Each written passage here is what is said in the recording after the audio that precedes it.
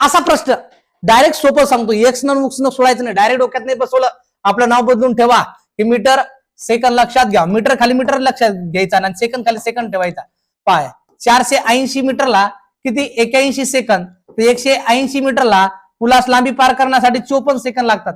तर रेल्वेची लांबी किती सांगतो, याच्यातला फरक काढून घ्यायचा. फरक किती असणार, सेकंदातला 27 आणि 6 फरक किती असणार आहे 300. आता लक्षात घ्या, जर आपण 54 याच्या सेकंद खाली सेकंद ठेवलं तर मग 54 कोणा संबंधित 180, म्हणजे आलेल्या उत्तरातून 180 वजा करायचा नेहमी. लक्षात घ्या बघो, 54 ला किती आता मीटर मध्ये उत्तर येणार आहे, म्हणजेच सरळ 300 गुणाकाराला 54 छेदाला 27, 27 एक 27 दोन्ही 54, 3 दोन्ही 6 म्हणजे 600 मीटर एकत्र आला अंतर.